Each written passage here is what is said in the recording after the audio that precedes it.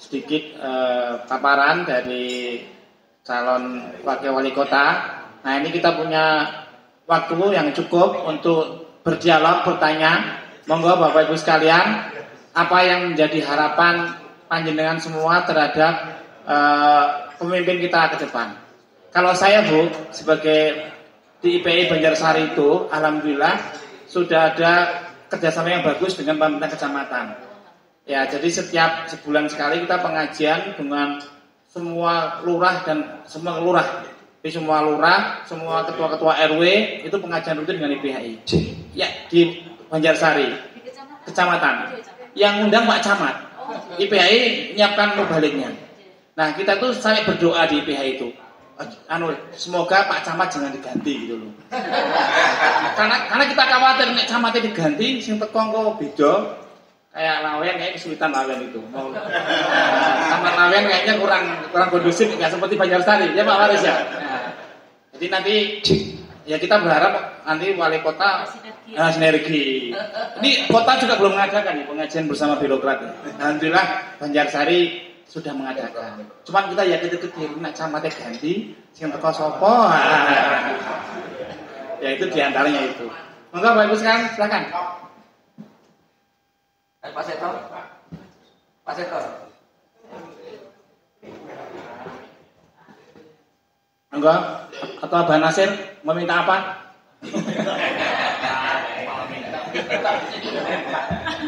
Assalamualaikum warahmatullahi wabarakatuh.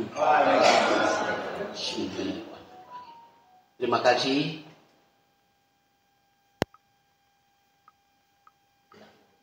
Pertanyaan saya, ini kan kondisi sekarang ini kan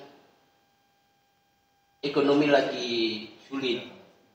Jadi terutama di Solo ini ada beberapa, ya cuma tingkat nasional, tapi kita di lingkup Solo ini coba apa?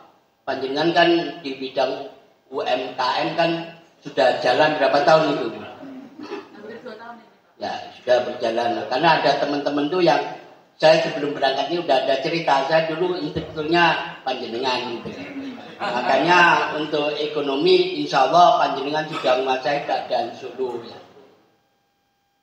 Kemudian yang kedua, kita itu di sini itu kan ada beberapa komunitas yang harus diluruskan panjenengan, terutama mengenai tadi ekonomi budaya juga panjenengan sebutkan, sudah tahu. Selanjutnya untuk IPHI itu kan semenjak dipegang Pak Ketua yang baru ini kan maju pesat. Jangan sampai nanti kalau diganti kan ada periode. Nah, periode beliau, nggak tahu bisa diperpanjang nggak ya?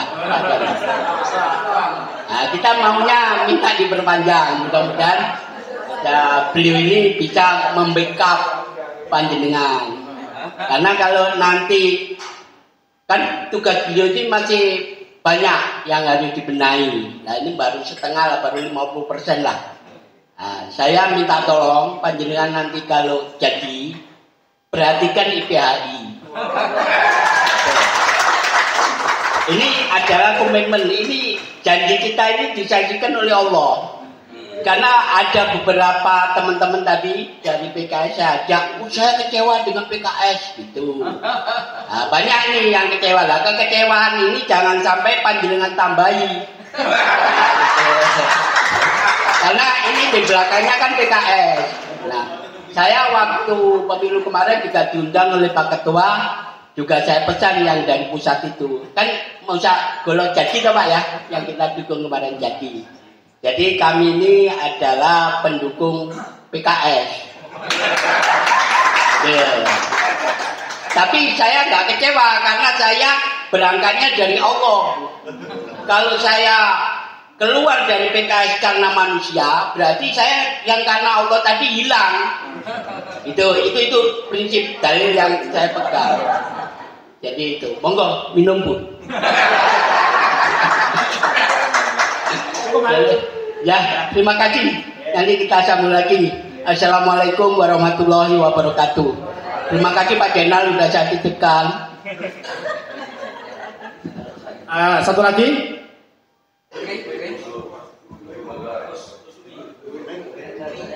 Oh Pak Prof, enggak Prof. Ya.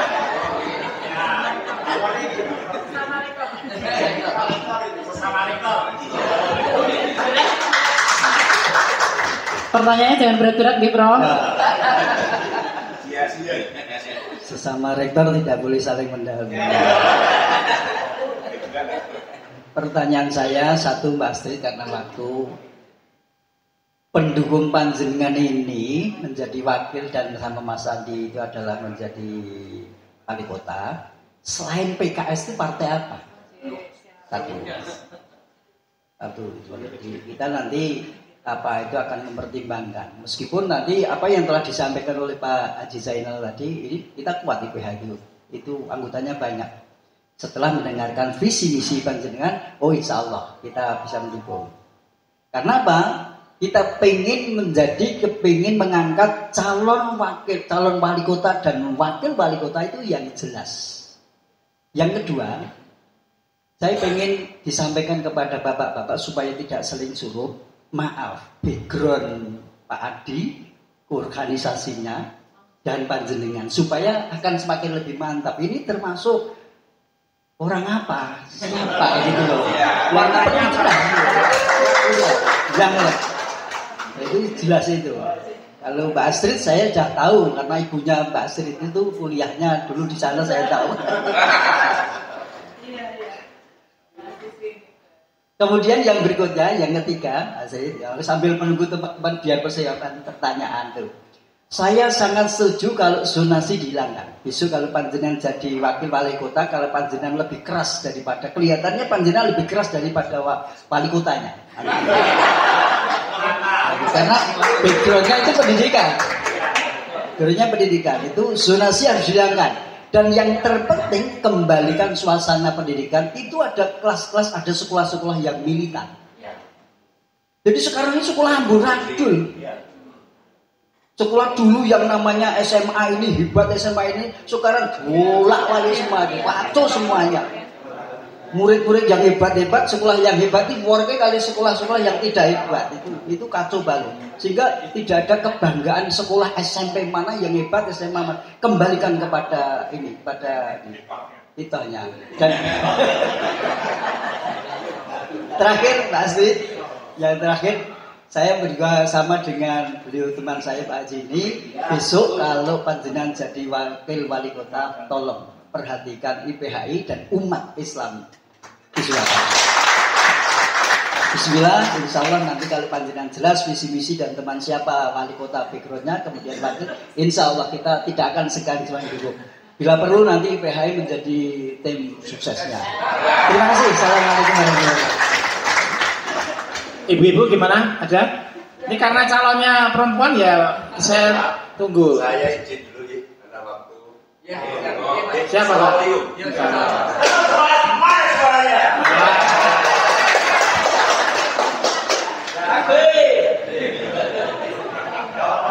Abang Bumi.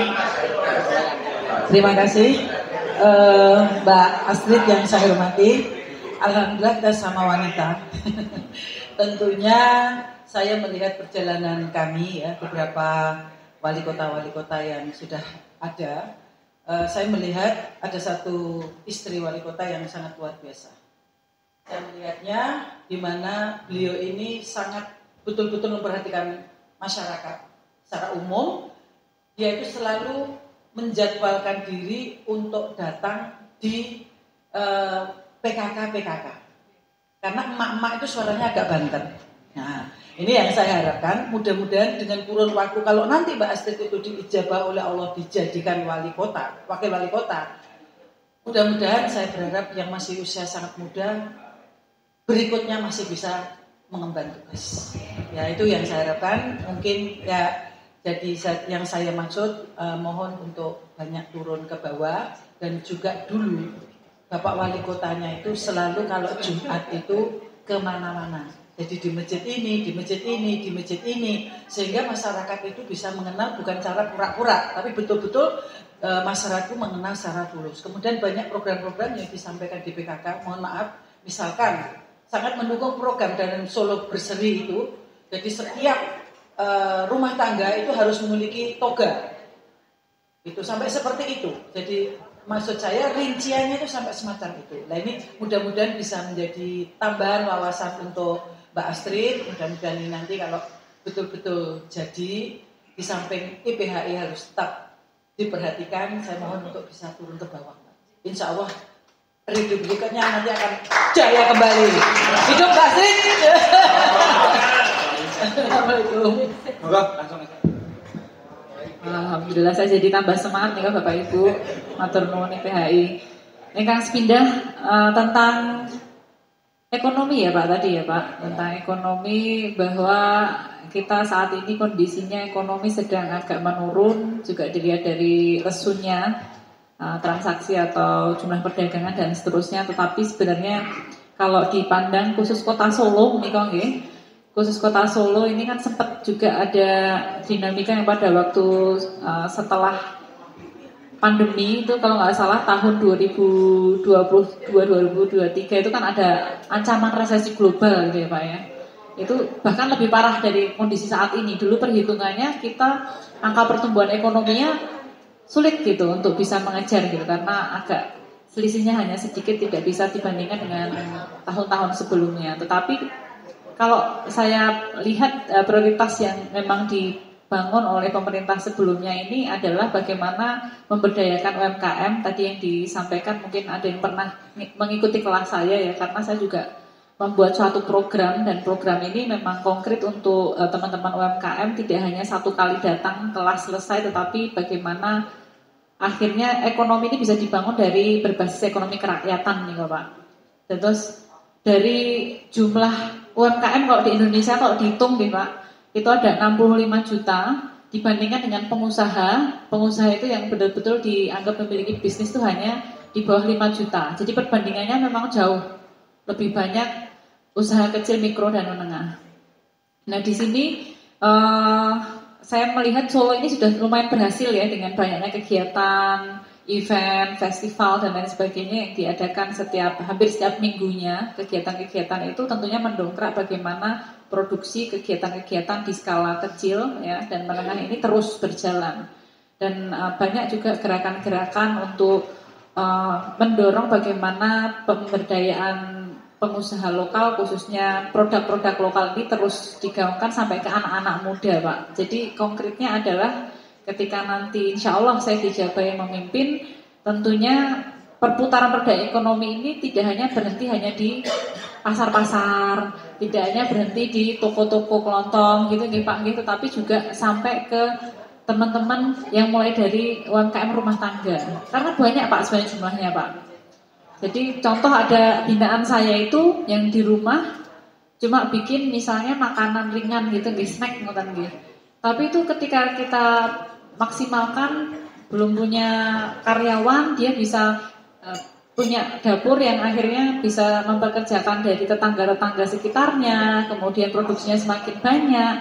Nah kita nanti dari pemerintah tinggal menghubungkan Pak untuk membuka pasar lebih luas lagi. Pemasarannya tidak hanya secara offline atau secara hanya jualan saja, tapi juga digital juga misalnya. Jadi banyak Pak cara-cara yang nanti bisa kita gerakkan. Dan tentunya kalau berbicara tentang ekonomi saat ini dari pemerintah pusat kan sudah ada poin ya tentang bagaimana ketahanan pangan nasional ini lebih digalakkan. Dan di Solo sendiri di 2025 sampai dengan 2030 itu juga ada prioritas juga untuk bagaimana menjaga ketahanan pangan. Kita tahu Solo nggak ada sawah nih Pak, ada mungkin tapi sedikit gitu, lebih banyak di wilayah-wilayah daerah gitu pendukung. Tetapi tentunya bagaimana Solo ini tidak sampai nanti kehabisan bahan pangan dan seterusnya, itu tetap juga menjadi prioritas kami Pak. Ngaten nggih, kira langkung. Jadi tetap akan kita gerakkan semua khususnya di UMKM karena terbukti dengan adanya UMKM yang tetap bergerak pada waktu pandemi, setelah pandemi akhirnya nggak ada itu Pak yang namanya resesi. Alhamdulillah masih aman. Jadi kita terus nanti menggerakkan, apalagi pendekatannya kalau insya Allah kami sudah di kebijakan daerah, Ya tentu nanti kita akan melindungi per wilayah Pak. Jadi nanti misalnya ada pendataan di masing-masing kelurahan, nanti di tingkat kecamatan juga UMKM-nya apa saja, karena kan ini belum terupdate kalau saya cek ya, gitu. Jadi ngaten Mbak Menawi, terus nomor kali babakan ini Pak, latar belakang partai pengusung nggih. Semoga apa nih, tolong dibantu nanti kalau ada yang kelihatan. Kenapa? Yang kedua belum Pak. Oh yang kedua masalah, oh ya nanti jawabannya kesimpulannya sama Prof Aden dukungannya IPHI. Ya, pertanyaan saya dua, kan kesimpulan mungkin Pak IPHI. Yang tentang partai yang mengusung kami, alhamdulillah boleh dibilang partai non PDIP. Jadi selain PDIP. Ada PKS, ada PKB, PAN, kemudian Gerindra, PSI, Golkar, KIM ya, dan KIM Plus, gitu. Demokrat, Nasdem, P3, PBB, satu lagi ya kemarin Nasdem sudah tadi, Gelora. Jadi memang banyak Pak, ada 11 parpol pengusung. Jadi. Lajeng backgroundnya untuk Mas Respati mungkin nanti kalau menyusul bisa lebih detail ya ditanyakan, tapi sepanjang saya kenal beliau di satu organisasi kami juga banyak berdiskusi berkembang bersama melalui Himpunan Pengusaha Muda Indonesia. Saat ini Mas Respati Adi sebagai Ketua HIPMI Solo Pak, jadi Ketua Himpunan Pengusaha Muda Indonesia. Nah Mbak Astrid ini wakil ketuanya, jadi HIPMI satunya HIPMI satunya Mas Respati Ardi, Mbak Astrid HIPMI 2 sebenarnya. Nah ini kok ya kodarullahnya maju bareng gitu. Jadi Mas Ardi ini memang backgroundnya selain ketua HIPMI banyak bergerak di bidang hukum juga. Beliau adalah notaris, ya jadi pejabat akta tanah dan banyak juga kegiatan-kegiatan yang berhubungan dengan anak-anak muda.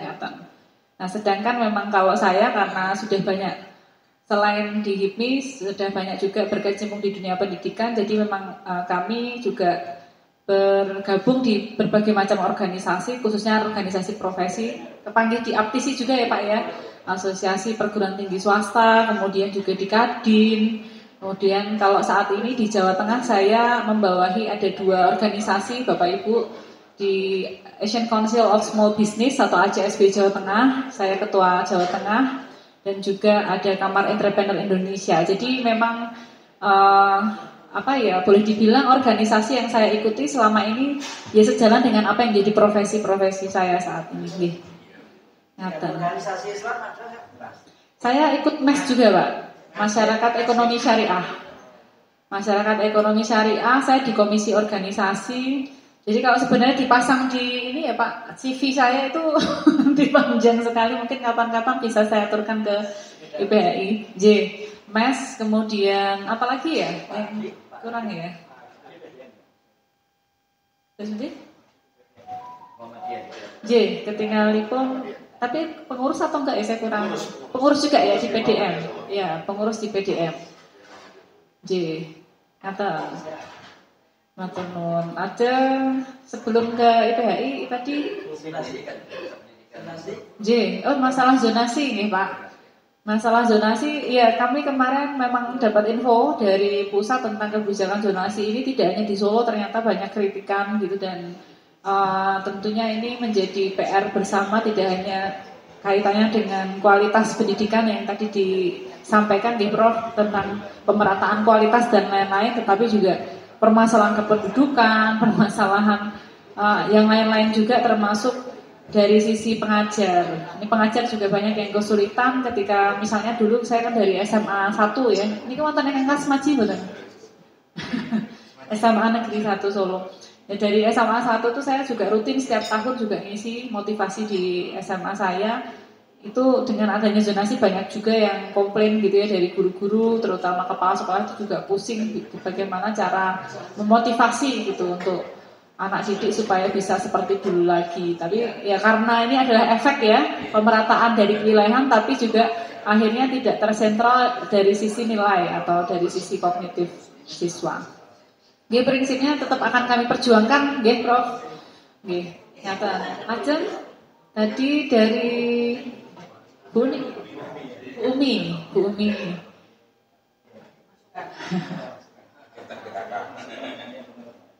Oh, matur nuwun Bu, ini semangat tersendiri dari ibu-ibu khususnya.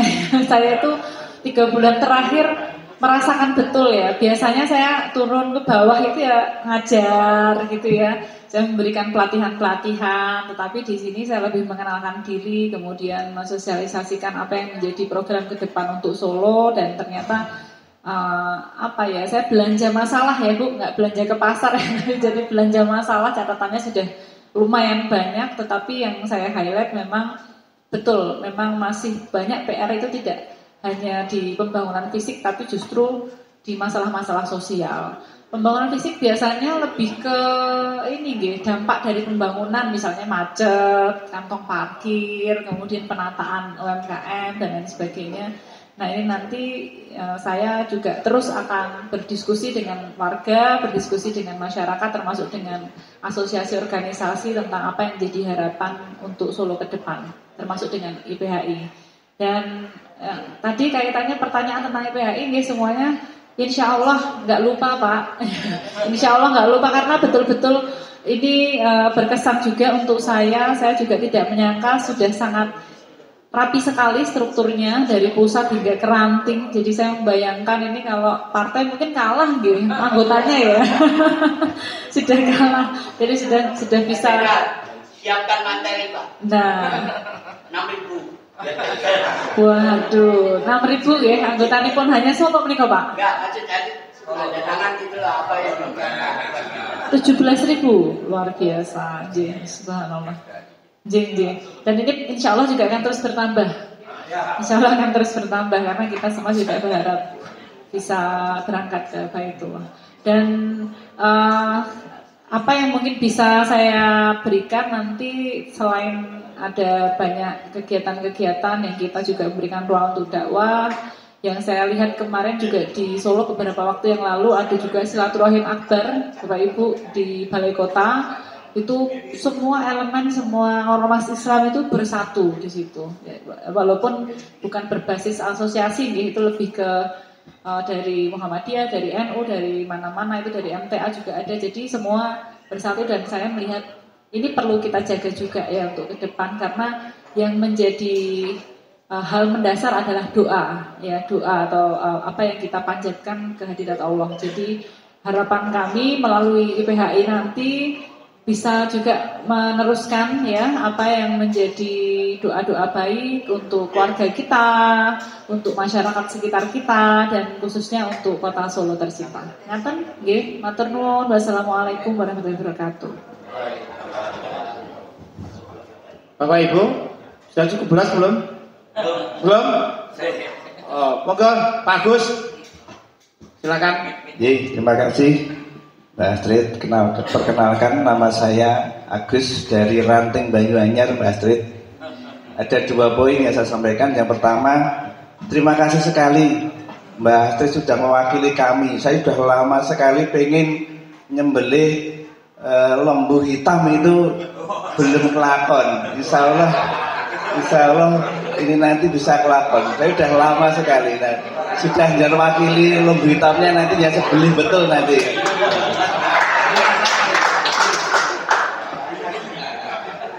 Oke, yang kedua Mbak Astrid, tadi panjenengan minta doa dukungan dari kami, insya Allah kami dukung. Sekarang kami dari IPHI juga minta dukungan dan doanya Mbak Astrid, insya Allah dalam waktu dekat kita akan mendirikan namanya Islamic Center IPHI Surakarta. Nah, lokasinya ada di RT 1 RW 12 Kelurahan Banyuanyar, Kecamatan Banjarsari. Insya Allah nanti dalam waktu dekat akan kita dirikan itu, mohon dukungannya. Sekarang masih proses ujian, semoga nanti bisa bermanfaat bagi warga sekitar. Terima kasih. Assalamualaikum warahmatullahi wabarakatuh. Ini keras ini ya. Apalagi silakan Pak Waris. Ya silakan Pak Waris, mau curhat Bu Camatnya.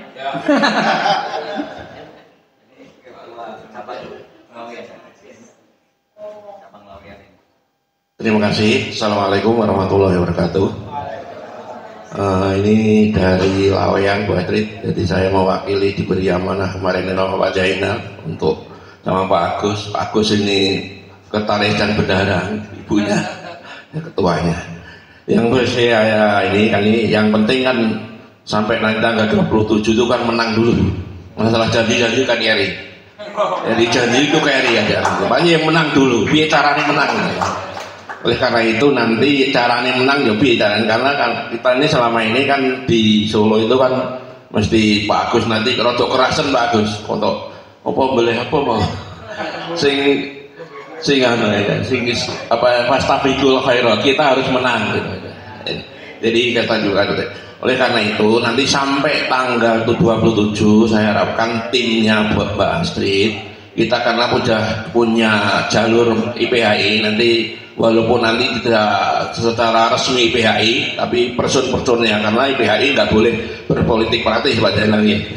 Jadi nanti lewat jalur-jalurnya dijadikan semacam ya nanti diangkat sebagai tim nanti untuk ini misalnya Pak Jainal atau ini kalau kita setuju semuanya karena yang penting menang dulu jangan nanti karena di Solo itu kan ya memang selama ini kandangnya merah jadi untuk mengalahkan kan tentunya calonnya sendiri dan timnya harus banyak turun ke bawah jadi banyak turun ke bawah masih waktu 2 bulan ada nggak 2 bulan ini turun terus aja mana aja lapisan kecil diturunin jalan terpandang dengan apa harus orang komunitas besar tidak tapi walaupun kecil tapi kalau diundang timnya atau Mbak Astrid dan Mbak Mas sendiri datang itu lebih baik karena penting ketemu kalau ilmunya Pak Jokowi dulu kan turun apa itu ketemu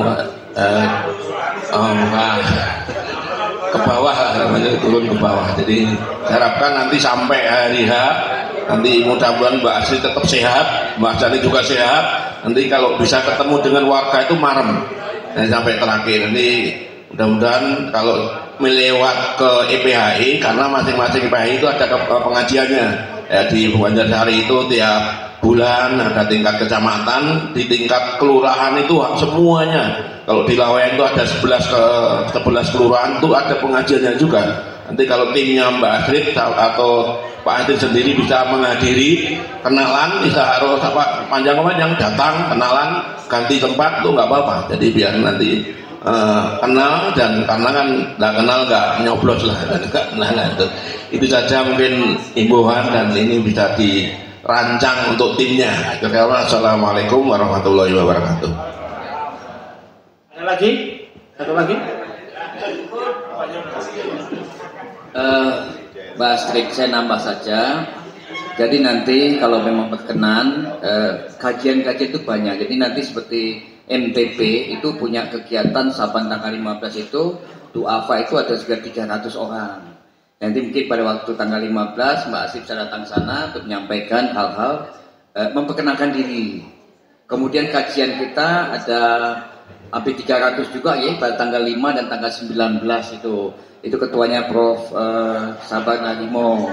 Nanti bisa juga insya Allah saya akan berikan waktu pada Mbak Astrid untuk menyampaikan dan untuk memperkenalkan diri.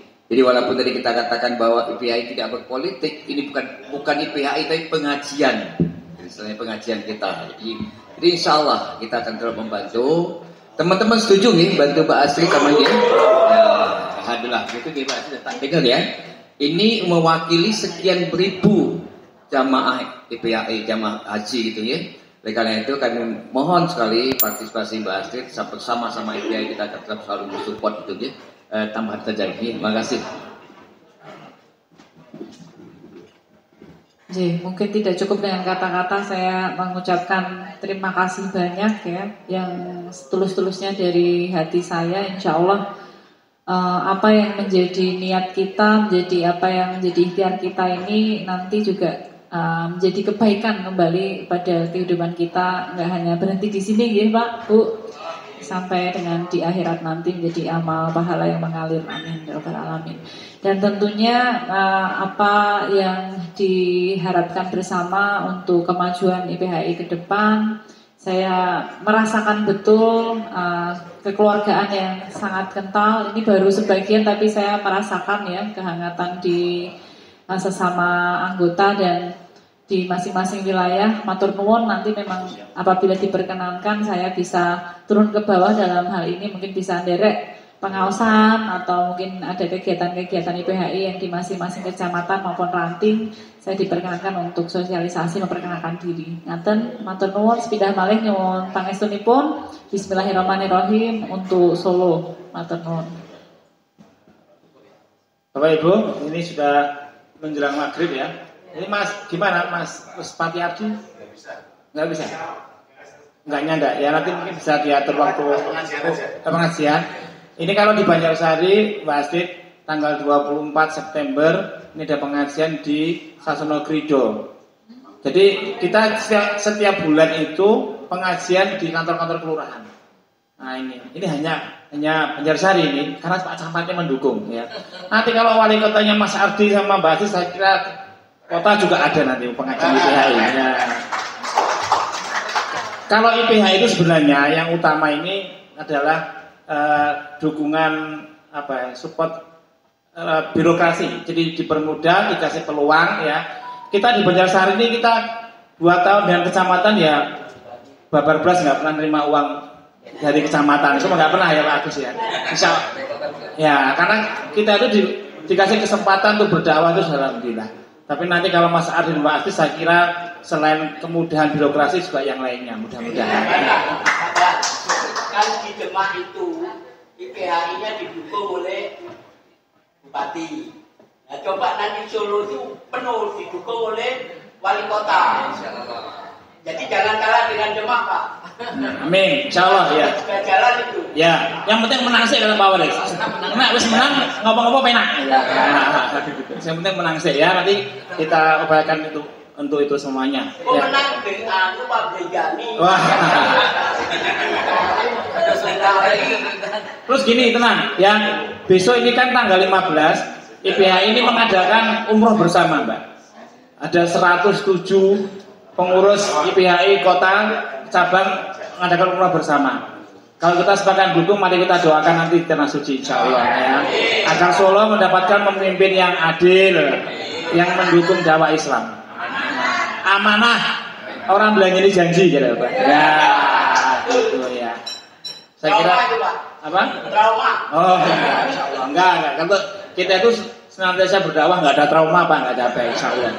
Dakwah terus ya, siapapun pemimpinnya ya. Saya kira itu habis sekalian, sayang sekali kita dibatasi oleh waktu.